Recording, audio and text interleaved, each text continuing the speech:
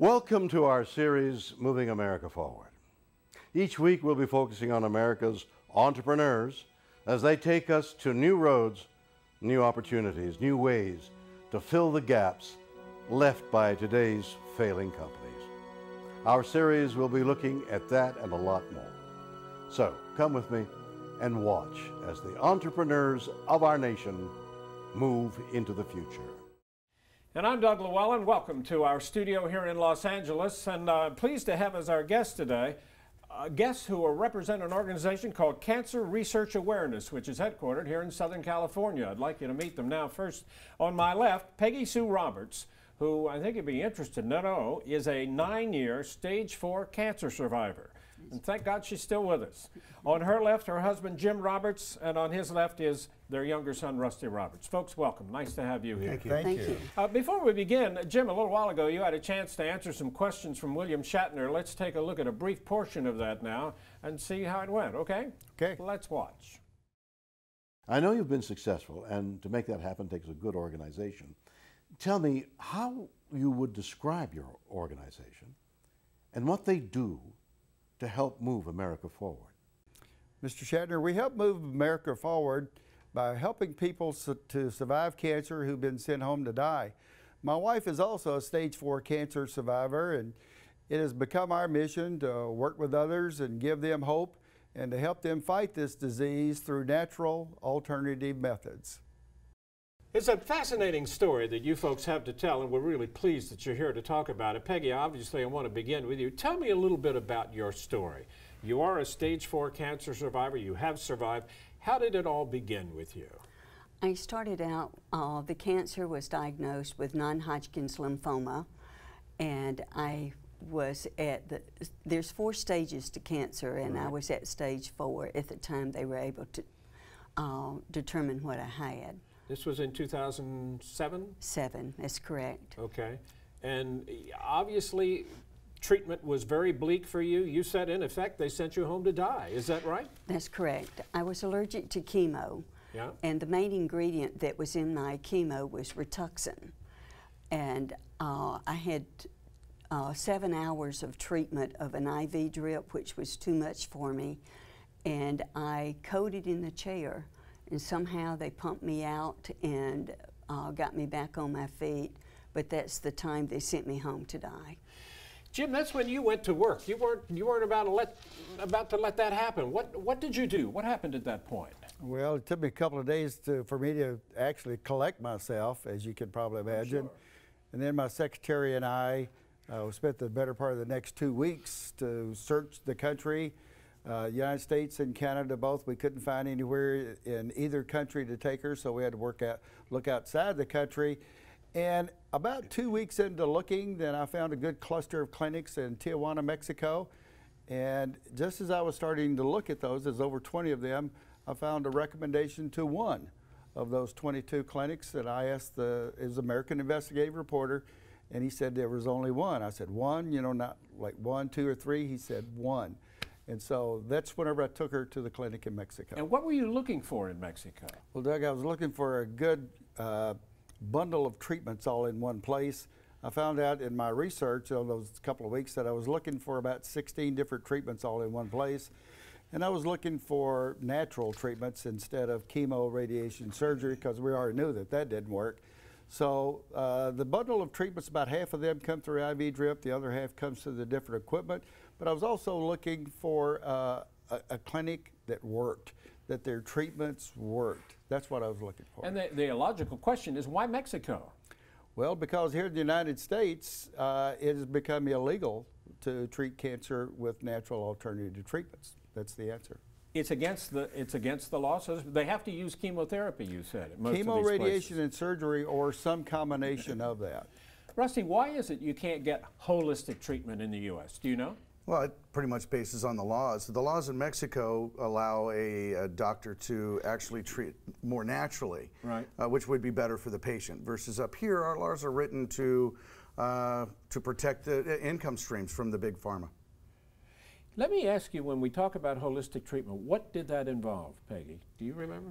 It was 16 treatments, and half of it was on equipment and the other half intravenously things like oxygen, different vitamins. Vitamin B12 is a good healer for the body. So it was quite a list. Not everyone has the same treatment, and the length of the treatment varies by each person. Heat was involved. Heat. If you can heat the body up to the temperature about 103, 103.5 temperature, that helps kill the cancer, and it's very effective on everyone that does it.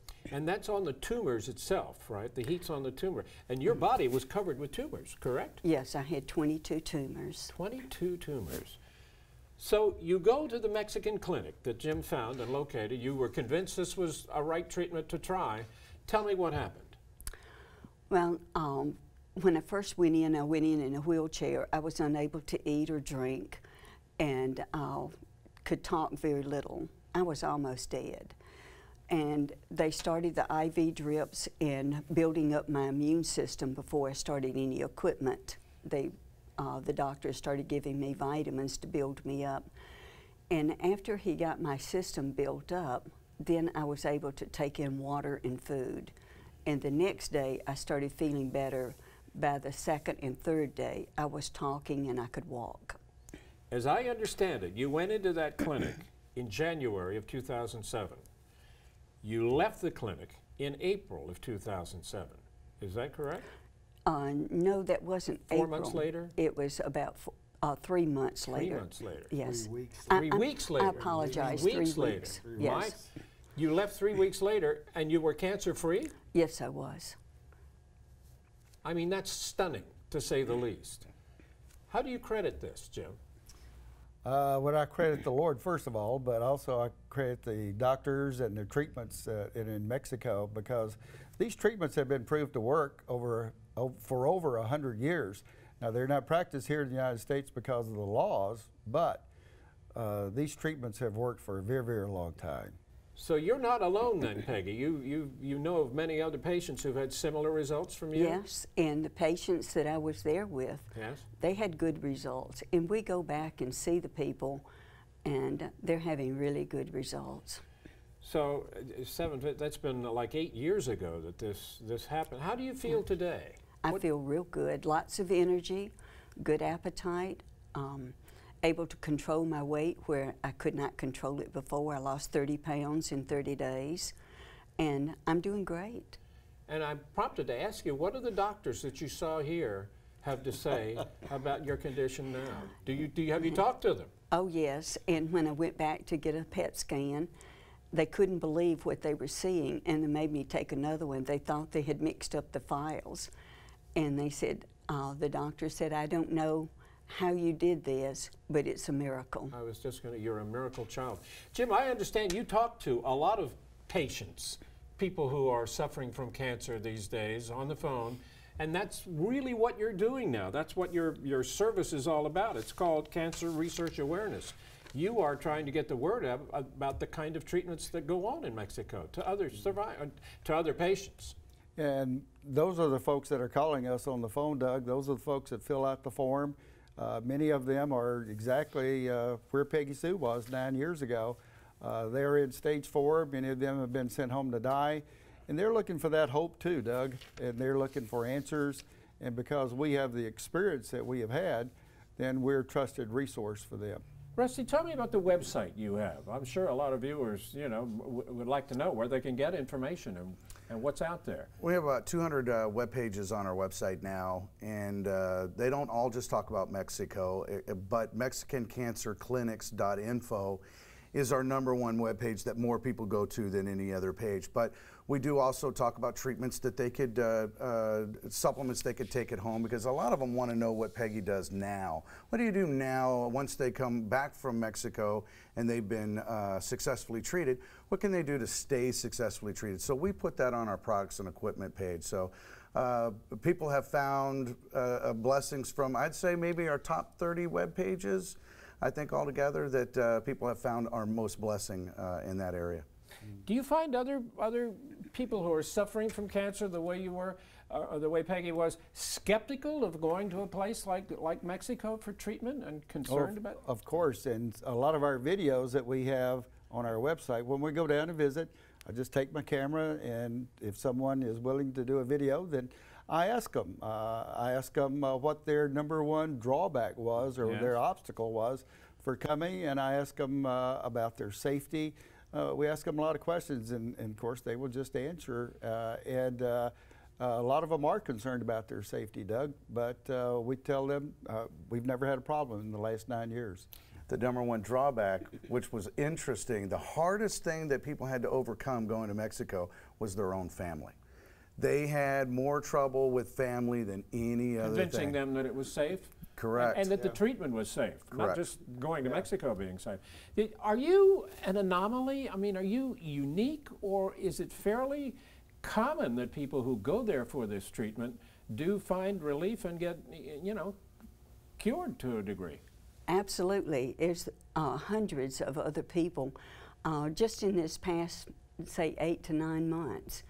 And the people go in and they have no hope of living. Right. But we give them hope. If they can see somebody that survived it, they know they can repeat the situation.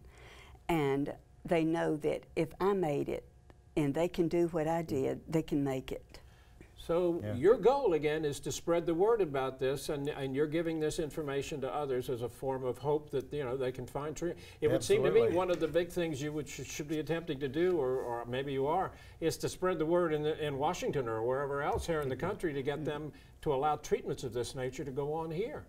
Unfortunately, they won't listen because it is against the law. It's against the law. Yeah. That's amazing. Rusty, what's the website again for more information? MexicanCancerClinics.info. So that's an S on the end of it, MexicanCancerClinics.info. Well, folks, thank you so much for being here. Peggy, I'm so glad you could be with us. Me It's too. such a treat to see you and have you here. Thank you, ma'am. Thank you. Thank you, Jim. Thank you, Rusty. Thank Thanks you. for having We us. enjoyed this. Thank you. Nice.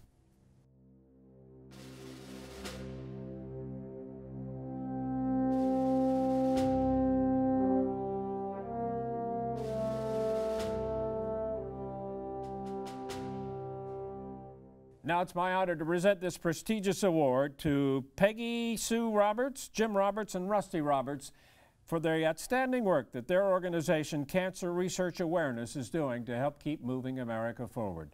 Peggy, let me hand this to you and say congratulations. Thank you so much. In behalf of my family, the doctors, and the clinic that's helping heal so many people, I thank you for this, because this is a sign of hope.